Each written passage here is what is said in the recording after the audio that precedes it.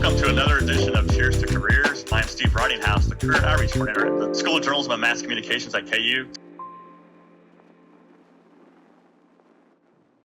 Hello, we are back for episode 91 of Cheers to Careers. I'm host Steve Ridinghouse, the Career and Outreach Coordinator for the KU School of Journalism and Mass Communications. Today we are joined by Kevin Dilmore, KU alum. He is the senior writer at Hallmark Cards. Welcome, Kevin. Thank you so much. I appreciate being asked to come along.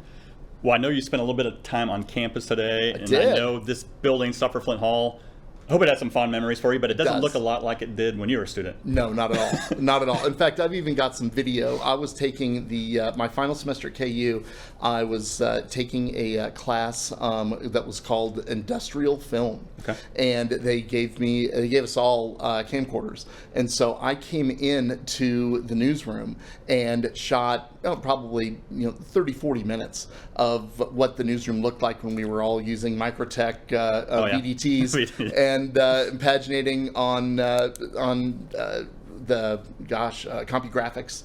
Is that right? Maybe? I bet it was. I don't know. But we were spitting out copy that was wet and drying it and cutting it, and it was an adventure.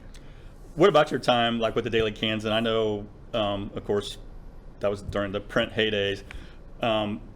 Always remember alums. They seem like they've really built some strong friendships, and I know you stay in touch with quite a few of them. So I do. What's that been like? Staying in touch with all those? I've been accused of being a social hub, so I'll take it. I went through the journalism school fairly rapidly. I was at KU for 6 years, but only in the J school for a year and a half. Okay.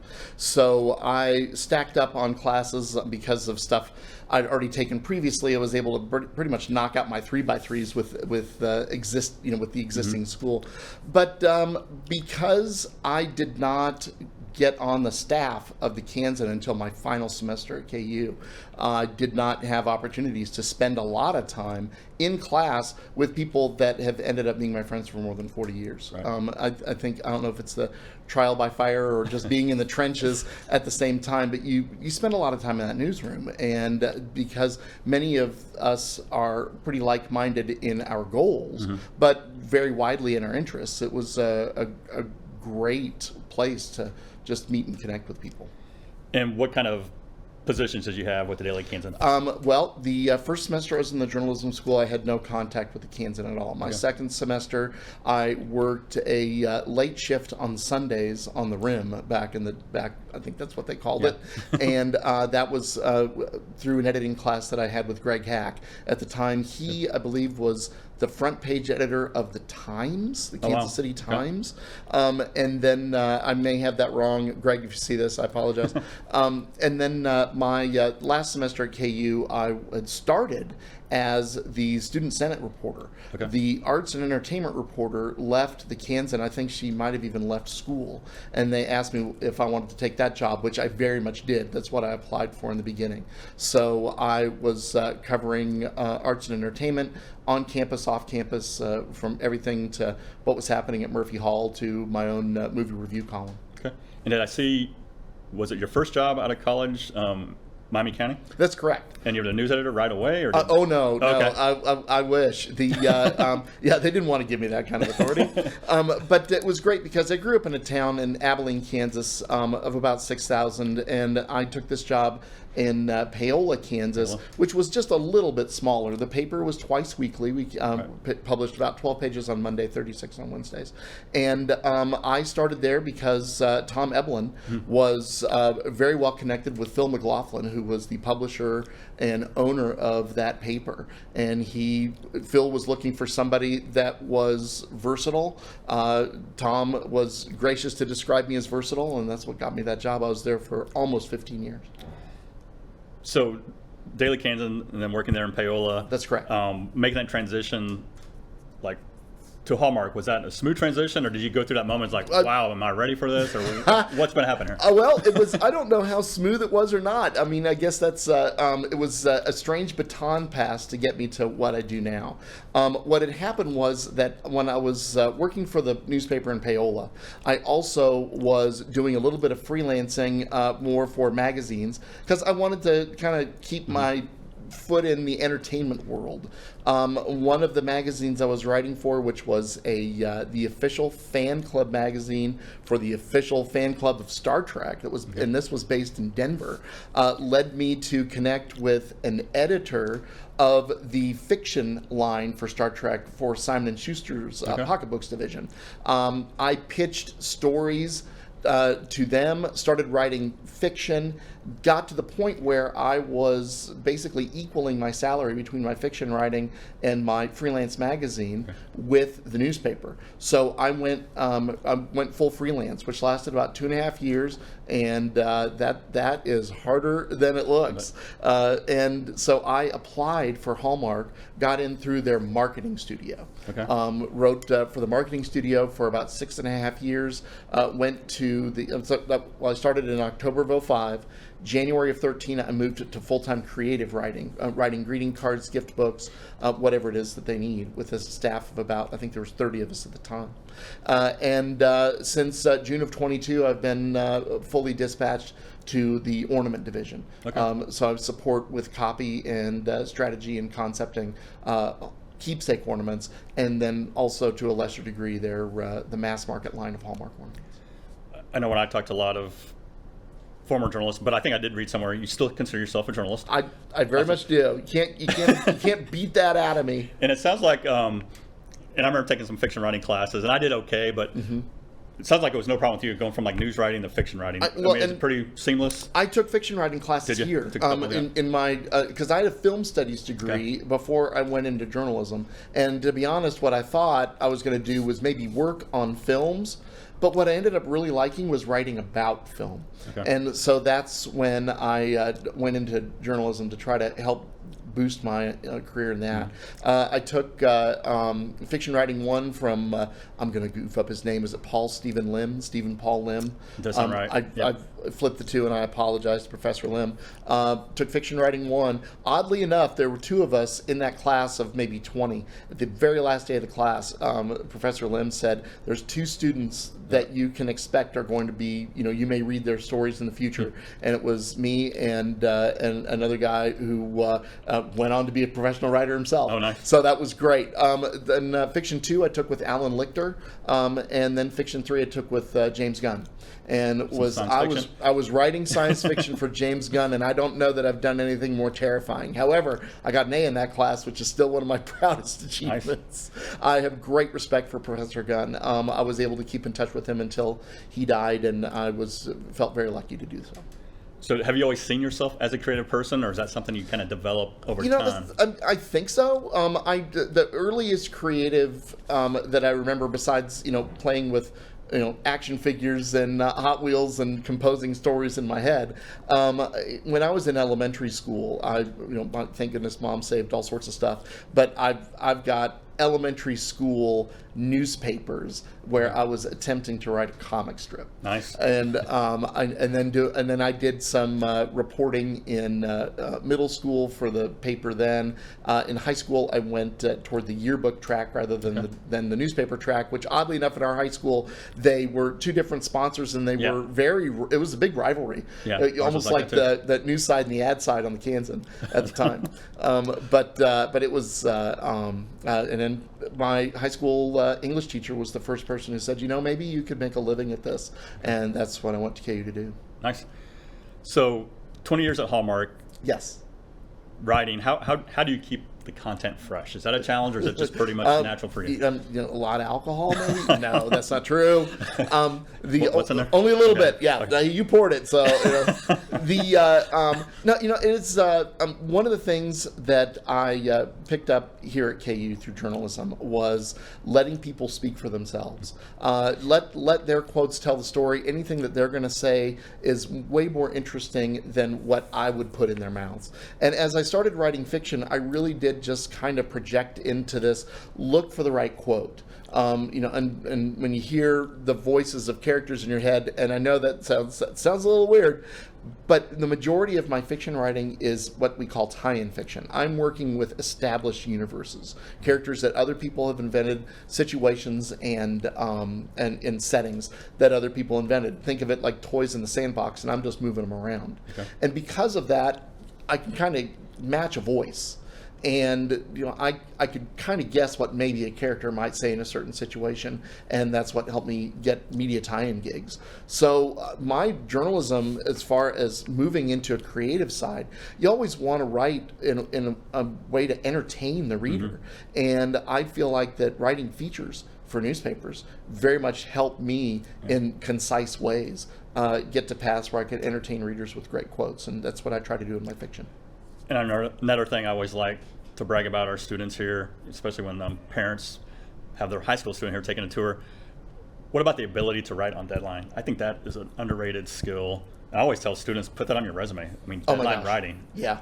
I mean, And even that was one of the things that brought me into the marketing studio at Hallmark, was the fact that they had a lot of projects that were quick turnarounds. My manager at Hallmark, the first person that I was really writing for, was a journalism grad from the University of Texas. And she worked at the newspaper down there, and so I think we connected, kind of journalist to journalist. But yeah, I always joked with our projects at the marketing studio that they're not necessarily ever finished. They're just kind of abandoned when they're due. And in some cases, we would, we've all written stories for newspapers that this is what I got at deadline, this is what we have to go with. But it's very much a pressure makes the diamond kind of thing. I remember I was in newspaper 20 years and did PR for 10. So they assigned me a press release on a Monday, and they, hey, can you get that to us by Friday? Isn't that crazy? I go, well, if I get a hold of this person, you might have it today. Yeah. And they were like, what? Oh, no. But yeah, that whole mindset took a while to adjust to. See, but that's no different from Scotty on Star Trek. He always inflates his estimates of repair by a factor of 4. If they tell you Friday, I kind of started to learn. It's like, I'm going to go ahead and use that time, but the job sometimes expands to the time that it's allotted. I just as soon try to write fast, and I do, and I have done that with my greetings at Hallmark. I would rather try to write stuff as it comes, pop, and turn it in early, which gives me a chance to revise. So you talk about the greeting cards and then like keepsakes, ornaments. Has it been easy for you to pivot, or do you have to get in a proper mindset? Is it all kind of the same type of tone? It is just as journalism taught me to try to get a bead on somebody as quick as you can through an interview process, and creative writing is a way to kind of grab onto a character. I think with greetings, I'm going to try to formulate this while I think and speak at the same time. Pardon me, friends. People have asked why we don't sign our names on the backs of the cards that we write. Well, because the cards aren't from me, they're from you. And so projecting yourself into a connected relationship, what might a grandparent say to a grandchild? What might a partner say to a partner, or a parent to a child? I mean, just, what can a friend say supportive that is different from what a parent might say? It's very much just, going through the mental catalog of people that I've met and interviewed, and trying to, capture the right words for that feel with what we will call universal specificity. It's the kind of thing that sounds like it's specific when I get it from my mom, but if I read it in the store, I can go, oh wait, yeah, that is something I'd say to her. So that's our hope with greetings. With gift books, it's much more, that's where I feel like more of a natural storyteller. Do you personally ever get feedback from the consumer, or does it trickle down to you like, wow, this really was the perfect reading that we were looking for? We as a staff, absolutely. Me as an individual, well, most of the cards that I write, again, are tied to licensing. I'll write a Star Wars birthday card, and nobody's, saying, this helped me reestablish a relationship with my dad. But we absolutely do hear from consumers. I have heard more from parents who have bought a book for kids that I've written, and then they tell me how much their kid liked it, or that child might ask the parent to kind of articulate questions or comments about, and that's pretty meaningful. I mean, I was a very young reader, and to be able to write something that engages a young reader, just that's a home run for me. So for content like that, do you have a lot of creative freedom, or is there somebody saying, Kevin, you got to touch on this, this, and this, or how does that? It truly depends. Again, when I've had the opportunities to create characters for Hallmark for kids. One was a kid who found basically a moon rock and gave himself superpowers that I was able to kind of look at the tropes for superhero storytelling and kind of come up with the story that I felt like would have entertained me when I was a kid.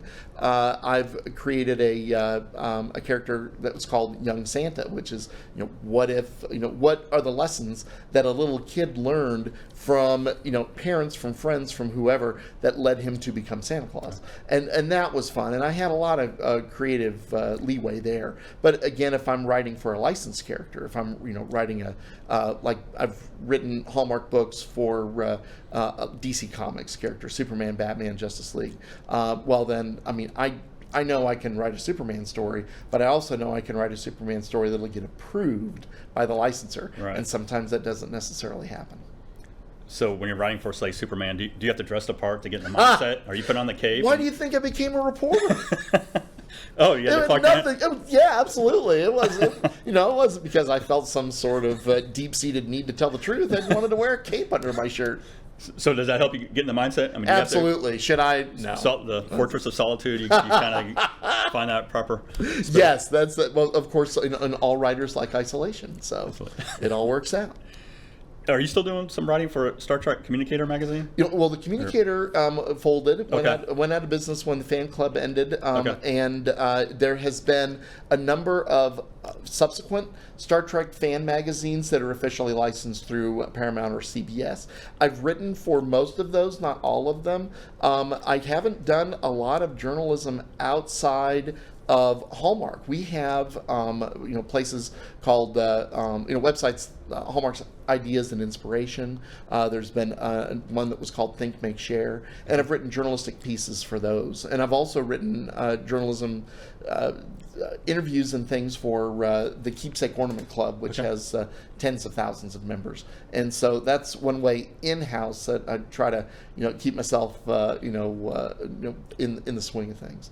But most of the writing that I do outside of Hallmark is fiction these days. Some essays and things, but mostly fiction.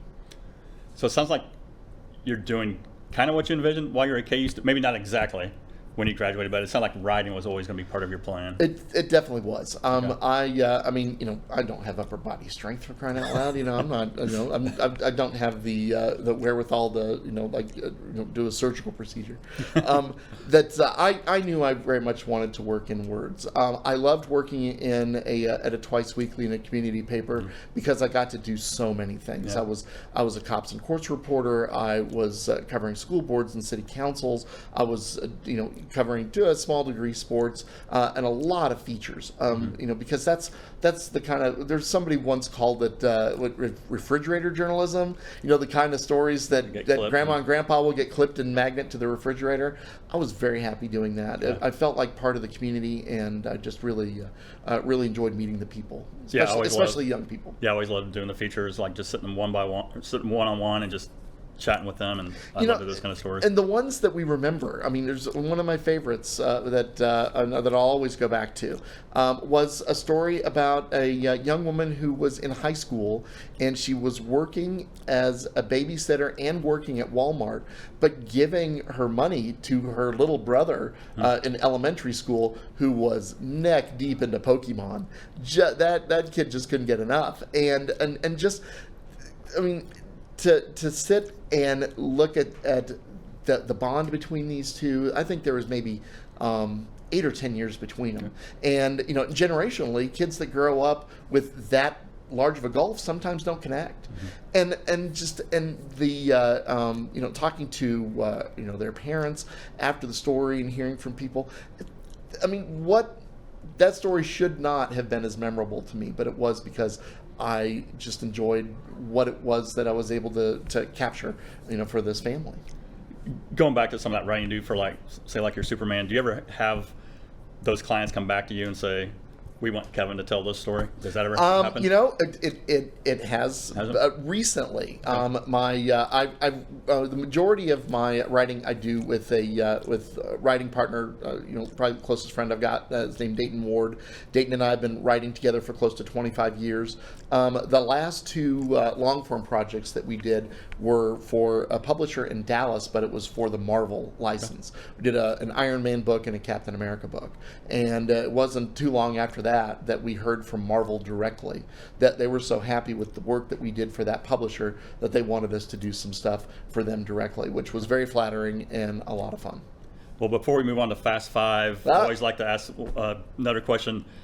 What advice would you have for students, like either if they want to do that news writing, go more to the creative side? I mean, what should they be prepared to do if they're getting ready to graduate from KU? I mean, if it's for people that are considering journalism, I truly think that the skills of gathering information, sorting fact from fiction, meeting people, interviewing people, getting out there and making the hard calls. The very first story I did for the Kansan was calling the family of a professor who died, and that was freezing your tracks. I did have one of our editors sit next to me and talk me a little bit through it. Made the call. They heard my end of it. It makes a big difference if you can make a call like that. Yeah. But it's just, being comfortable interacting with people, regardless of whether they are going to be friendly or a little adversarial, and exactly what you said. Writing on deadline, just the pressure of time, I think hones skills that you're going to use anywhere. But being able to research. I mean, if we said back in the day, you don't need to know everything if you know where to find everything. Well, we've got smartphones now that make that a lot easier, but just the skill of knowing where to look still baffles people when I'm able to come up with, well, how'd you find that so fast? Well, I know how to search.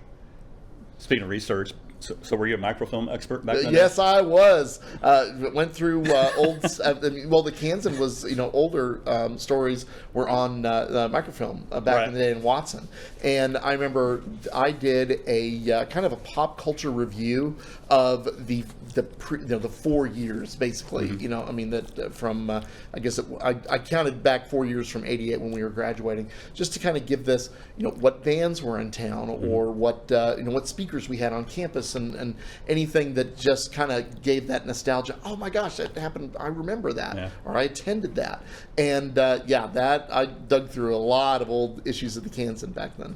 Yep, I remember those days. It was a lot of fun. Okay, so Kevin, time for Fast Five. Okay, ready.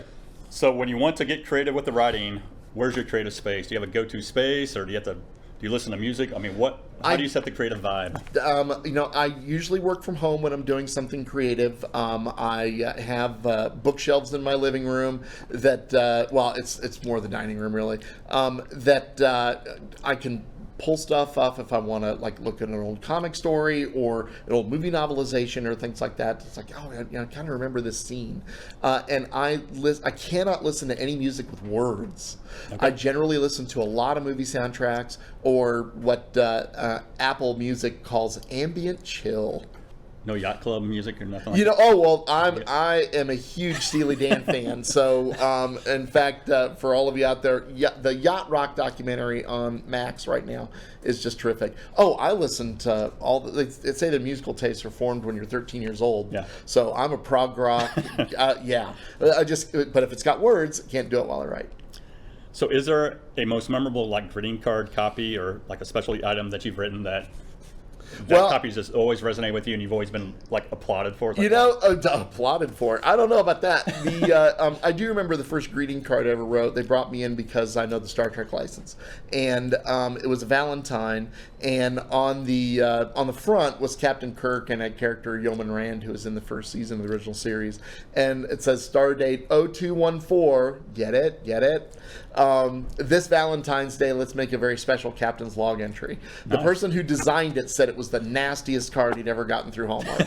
I don't know that is not what I meant, but in any event, I do remember that. And then I've got a script for an ornament that's coming out this in July that I'm hoping doesn't get me fired. Okay. Well, you've already mentioned a couple of characters. Who is your favorite Star Trek character? You know, I can tell you my favorite person or character when I was growing up was definitely Spock. I was very much one of those people that, you know, in Star Trek and in a lot of science fiction, one of the great ways to, if you don't have somebody that you see on the bridge that looks and feels like you're going to look for the person who looks and feels like no one, which is why so many people gravitated to Spock or Data for Next Generation. My favorite character to write is, I would say, a toss-up between Scotty and McCoy. Okay. I love their turns of phrase. I love the passion they have for what they do. I love that they can get cranky, but they're the smartest people in the room. And it's a real. I can't write Spock to save my life. I try very hard whenever I have a scene with Spock to do it from somebody else's point of view. Bless the people who can get into his head and write that. I am not capable. And I know you have grandkids. Are you the cool grandfather? Well, I don't know. It's a good question. I guess that's up to them. They've got some pretty cool grandparents. One of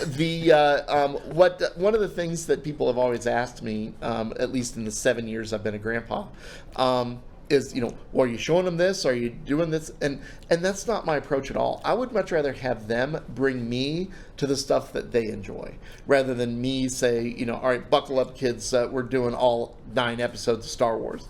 And so now I can work on the Paw Patrol license. Now, I mean, Bluey is one of the best written shows out there. Something I never would have discovered if I hadn't been watching things with my grandkids. And now I'm a Pokemon player, thanks to my oldest grandson. So the grandkids have been a little bit of inspiration for some of your copy? Oh, absolutely. It's so much more fun to see them enlighten me than for me to, you know, bestow my pop culture knowledge and mansplain them through, you know, a cartoon. You know, it was funny. There's a new Ultraman, relatively new Ultraman show on Netflix, and we watched that. And I told my grandson, "Well, you want to see what Ultraman was like when I was a kid?" And I found it on Amazon Prime, and he was 5 minutes in, and strings on the airplanes as they flew past and all the stuff, and he was no thanks. So that's why I go where they are. Well, you mentioned Spock. I don't want to put pressure on you, but can you give us your best Vulcan salute? Oh, well, I mean, who can't do that? I can't do it. Really? No, I can't. Well, you know, and there have been people on the show that will tape their fingers together and then pull the tape off and shoot the scene, and then nice. That's well done. You know, well, I've been practicing it for close to 6 years. Well, Kevin, hey, I appreciate your time. I could talk to you all day. Oh, you're very kind. I always want to close. Cheers to your career, and thanks for all you do, Kevin. Well, thank you. This has been a treat.